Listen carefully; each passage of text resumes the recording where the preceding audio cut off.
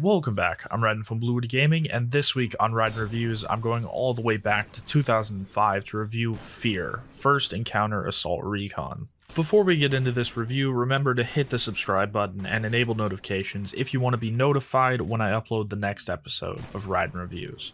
Now, let's get into reviewing F.E.A.R. Because F.E.A.R is an older game, I'm not going to be using my typical review structure. Instead, I'm going to be focusing on some aspects that people primarily want to know about when they're going back and looking at this game. For F.E.A.R specifically, there are 5 aspects that I will be talking about. Those are performance, gunplay, AI, the horror aspects, and the expansions. Let's get right into it, starting with performance. Out of the box, the performance is absolutely abysmal. When I first started this up and tried to play it, I was getting less than 20 frames a second, and even then it was stuttering all the time. To make it even better, all the resolutions that the game offered were in 4:3 aspect ratio, so I had giant black bars on my screen as well as having an abysmal frame rate. After doing some research, I found out that F.E.A.R doesn't like Windows 8, and it really doesn't like Windows 10. Thankfully though, shortly after the release of Windows 10, someone made a fix for it, specifically for F.E.A.R and a few other games that run on this exact engine, and all you have to do is download a DLL and put it into the game's files, and boom, you instantly get 10 times the frame rate. I'm talking, I went from 25 frames a second on average to up over 250. Typically, I get around 250 to 300, and it normally stays in the mid 270s. This magical DLL also adds in new aspect ratios in the form of 720 and 1080p. Sadly, it doesn't go above that, but this game was made in 2005, so I can kind of forgive it. Next, let's move on to talking about one of the praises that this game always receives. That's the gunplay. I can fairly confidently say that F.E.A.R has some of the best gunplay that I've ever seen in a video game. The only other game that comes close to what you find here is Black, which happened to release in the same year as F.E.A.R. The real standout feature is how the guns interact with the environment. If you shoot an enemy, you'll know that you hit them. They'll flinch, you'll see blood. Sometimes if you're using, say, a shotgun and you're close enough, they'll just burst into a blood mist. And even if you don't happen to hit an enemy, you'll still see debris flying from where it hit on the wall, and you'll see this giant bullet hole there. And this is for all the guns in the game, not just the really powerful ones. For over 80% of my time playing, I used the basic SMG and did just fine with it, and even using that, you knew when I was in a firefight or when I just finished one, because there'd be dust flying everywhere, you'd see bullet holes all over the place, and surprisingly, they make even the basic weapons powerful. You could probably go through this entire game with the basic pistol and do just fine. But on the other end of the spectrum, F.E.A.R still has those over-the-top weapons that you would find in early 2000s games, such as a 3-round burst rocket launcher and a railgun that just leaves behind the skeletons of people, vaporizing the rest of them. I could go on and on about the guns in F.E.A.R and just how much I love using them and playing with them, but let's move on to the next category, being the AI. If you haven't heard, many people claim that F.E.A.R has some of the best AI for the time that it was released. And I can see where they're coming from, but I think it's more of a case of the developers knowing the limitations of what they're working with and turning those into strengths. Don't get me wrong though, these AI are actually really smart. I've seen them move from cover to cover, and I've even seen them bounce grenades off walls to go around a corner. There is one place though where you can definitely see the limitations of the times. You can see it specifically when one enemy knows your location, all enemies know your locations, which is really a very common thing of games from that time, where it's no longer really that common anymore. And they actually explained it away in the story of the game, being that all of the soldiers that you were coming up against are telepathically linked, so story-wise it makes sense that if one of them knows your location, then all of them do.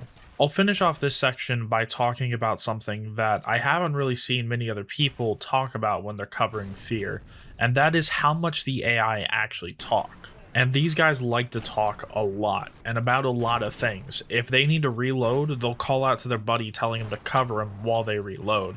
If they're hit, they'll call that out. I've heard them share my location with their teammates, and I've even heard them taunt the player before. All in all, while I don't think that this game has the best AI that I've ever seen, it is really good and definitely amazing for the time that this game came out. Now let's move on to the next section where I'll talk about the horror aspects of the game. I think that when people talk about the horror here, they're really overplaying it.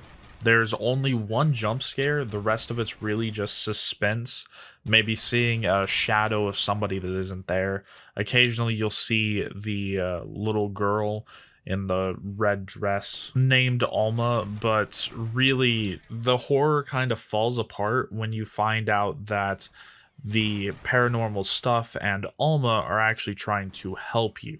So that kind of makes everything not as scary when you know it's on your side. There is also a little bit of body horror, but that's mostly just people covered in blood, and we see that so often in games nowadays that it doesn't even really faze anybody. Personally, I think that even if you're not a fan of horror and usually just avoid that kind of stuff, I think that you could still get through this game just fine without having any issues. The horror is so much less than what everybody plays it up to be. Though they did up the horror factor in the sequels, but I will be talking about that a little bit later. Now let's move on to the final category that I'm going to be talking about, and that is the expansions for the game. The two expansions were called Extraction Point and Perseus Mandate, and oddly enough, they were made by a separate developer named Timegate Studios instead of Monolith, which made the original F.E.A.R and its sequels. Because of the change in developer, the two expansions are not considered canon for F.E.A.R and the timeline.